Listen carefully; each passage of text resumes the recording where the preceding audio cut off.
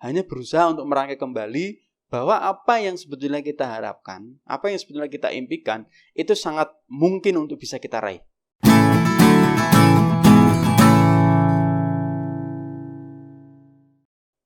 Oke, Assalamualaikum warahmatullahi wabarakatuh. Ketemu lagi dengan saya Ariel di channel Ariel Good. Kali ini saya akan membahas tentang bagaimana kita berubah dalam 52 pekan ke depan. Berubahnya kemana? Berubahnya untuk menjalani hidup seperti yang kita inginkan. Nah, mengapa saya tiba-tiba membuat konten seperti ini? Ini sebetulnya berangkat dari ketidaksengajaan. Beberapa waktu yang lalu, saya tidak sengaja mendapati seorang share, dia menjual sebuah buku yang menurut saya sebetulnya awalnya buku ini apa sih, buku yang dijual kok cuma harganya 20.000 gitu. Nah, akhirnya saya bilang saya mau bukunya, saya mau membeli gitu. Nah, selang beberapa waktu akhirnya kita ketemu dan saya membeli buku. Harganya sangat murah teman-teman, hanya Rp20.000 saja. Menurut saya, buku ini nilainya jauh melebihi dari harga bukunya sendiri. Mengapa? Karena buku ini menuntun kita untuk menjadi seseorang yang kita inginkan di 1 tahun ke depan. Bukunya ini teman-teman. Ini adalah buku karya Leslie Levin. Judulnya adalah Wish It, Dream It, dan Do It. Kenapa kita harus kemudian dream? Wish, kita harus bermimpi, kita harus berharap.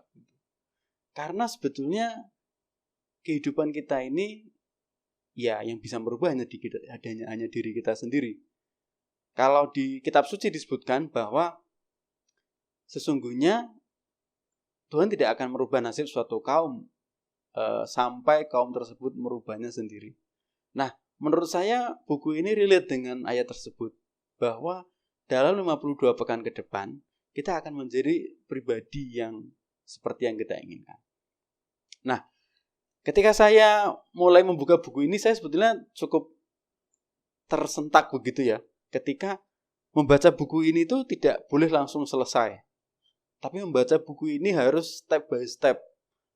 Satu bab atau satu step itu hanya bisa diselesaikan dalam 1 pekan. Artinya apa? Kita membaca buku ini, meresapi kata-kata yang ada di dalamnya, lalu kita berusaha mempraktekkan dalam kehidupan kita sehari-hari. Ini contoh di bab yang pertama ya, yaitu tentang mulai melangkah.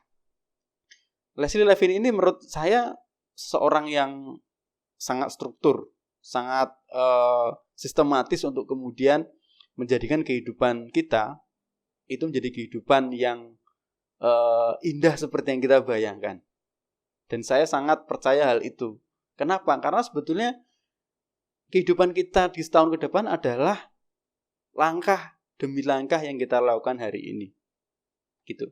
Nah, ada satu patah Cina mengatakan bahwa perjalanan ribuan mil dimulai dengan 1 langkah pertama.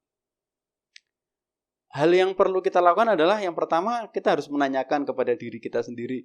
Sebetulnya ketika kita masih muda, kita menginginkan apa sih gitu. Kemudian yang kedua, saat kecil, apakah mimpi-mimpi yang kita saat kecil, apakah harapan dan mimpi kita itu pernah terwujud? Selanjutnya yang ketiga, kita sebetulnya sebetulnya kita masih mau nggak sih untuk berharap, bermimpi dan berbuat, meskipun tidak selalu yakin dengan yang kita harapkan tersebut. Yang keempat, hari ini saat ini juga, apakah aku memberikan perhatian terhadap bagian hidupku yang paling berharga? Dan yang kelima, hal pertama yang harus saya lakukan sebelum menampakkan langkah pertama dalam perjalanan panjang selama setahun ini. Kemudian yang keenam, apakah aku siap menghadapi situasi-situasi sulit yang menungguku di depan sana? Dan yang ketujuh, tentu saja yang paling menarik adalah akan seperti apa kehidupanku dalam setahun ke depan. Hal ini menjadi menarik teman-teman ketika kita kemudian tidak tahu apa yang akan terjadi setahun ke depan. Bahkan setahun ke belakang pun kita merasa bahwa kok hidup kita sama saja ya setahun lalu sama tahun ini. Puasa tahun lalu sama puasa tahun ini kita juga sama aja ya. apakah ada perubahan atau tidak gitu. Dan ternyata memang kita mengalami hal itu menjadi seorang kita yang cukup stuck, cukup mungkin tidak beranjak dari apa yang sejauh ini kita dapatkan dalam hidup gitu ya. Nah, di buku ini adalah sebetulnya bukan sesuatu yang benar-benar baru, tapi buku ini membantu mengungkapkan apa yang sebetulnya sudah kita miliki, tentang keyakinan-keyakinan kita, tentang potensi-potensi yang kita miliki. Jadi buku ini hanya merangkai kembali teman-teman. Hanya berusaha untuk merangkai kembali bahwa apa yang sebetulnya kita harapkan, apa yang sebetulnya kita impikan, itu sangat mungkin untuk bisa kita raih. Jadi sebetulnya kunci ada dalam diri kita. Kemudian yang kedua, strategi-strategi ini adalah strategi utuh gitu ya. Bahwa seorang yang akan menjalani kehidupan dalam setahun ke depan, itu adalah orang-orang ya kita membangun diri kita mulai dari hari ini. Membangun kebiasaan-kebiasaan baik, melakukan hal-hal yang baik, melakukan kreativitas-kreativitas yang kita miliki. Nah, saya ingin mengajak teman-teman eksperimen. Yang pertama adalah, coba deh teman-teman eksperimen. Pertama adalah, coba hentikan ketidakpercayaan teman-teman. Teman-teman tidak perlu takut untuk kemudian bahwa teman-teman tuh pasti bisa melakukan itu. Teman-teman itu, kayaknya saya nggak bisa. Saya nggak punya kemampuan untuk itu. Coba deh saat ini hentikan ketidakpercayaan itu. Teman-teman harus mulai membangun keyakinan diri bahwa pasti bisa melakukan itu. Kemudian yang kedua, sesuaikan langkah teman-teman. Kalau teman-teman baca buku ini adalah buku yang sangat sistematis. Tapi, kalau teman-teman nggak punya bukunya, ikuti saja channel ini. Karena tiap pekan, di hari Rabu, sore hari saya akan upload video ini dan seterusnya sampai 52 pekan ke depan. Yang kedua adalah sesuaikan langkah teman-teman. Ikuti saja channel ini. Mari kita bersama-sama untuk merubah kehidupan kita dalam 52 pekan ke depan. Yang ketiga adalah teman-teman coba carilah partner atau kelompok. Kalau teman-teman nggak punya kelompok, coba ngomong ke pasangan, ke teman, ke sahabat bahwa tolong saya dibantu untuk dipantau. Saya dalam program untuk kemudian 52 pekan ke depan untuk mewujudkan mimpi-mimpi saya.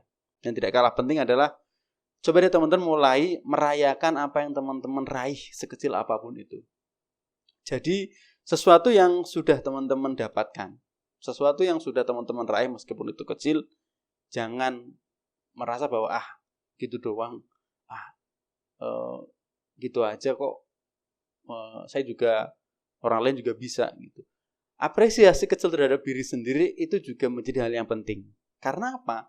Karena menghargai diri sendiri itu juga bagian dari usaha kita untuk kemudian kita melakukan progres perbaikan ke depannya. Oke teman-teman, kalau tertarik untuk kemudian mengikuti apa yang saya lakukan 52 pekan ke depan, ikuti saja channel ini. Karena saya akan benar-benar membagikan seluruh isi buku ini untuk teman-teman semua sehingga kalian bisa menjadi orang-orang yang menjalani hidup penuh dengan mimpi. Terima kasih, itu saja. Saya Ariel Good. Assalamualaikum warahmatullahi wabarakatuh.